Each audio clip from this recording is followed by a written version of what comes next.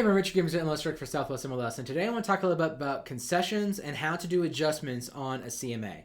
So for starters, let's talk about doing concessions when you're closing them out on a listing. So here on the closed listing screen, we have this yes/no option right here, and then if you do yes, you have to include how much the concession amount is.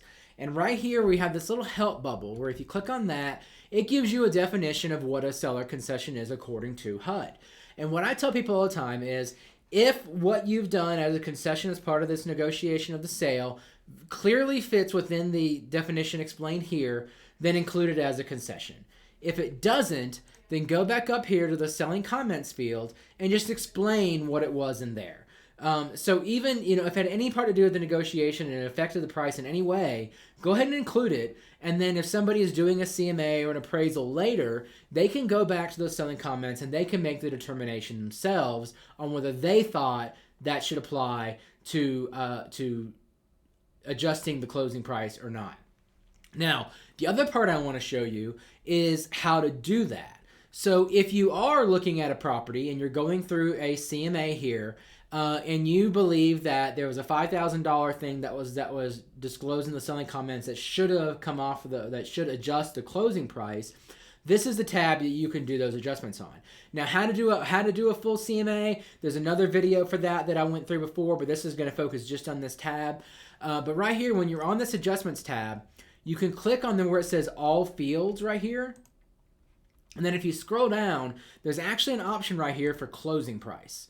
So if you come over and you say, okay, so this Garcia Street address here, there was a $5,000 concession that wasn't applied as part of the closing price, so I want to apply that here. And that's where you can do that. And then, just for other, back over to the subject fields here, if this isn't a great example, but say this is a 4-bedroom property and you're comparing it to a 3-bedroom.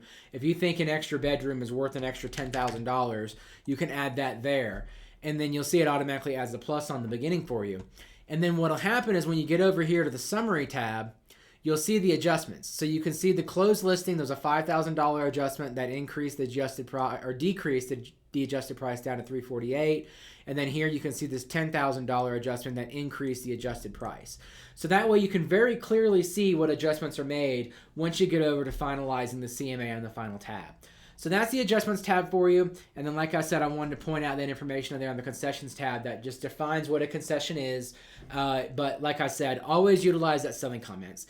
Even if the concessions are cut and dry, like say, you had thing A was a $1,000 concession and thing B was a $2,000 concession, rather than just putting in that total amount of $3,000, if you go back up into the selling comments and explain line by line exactly what each thing was, it's really nice to have that itemized information, so that way people can make adjustments themselves if necessary as they're doing CMAs and appraisals.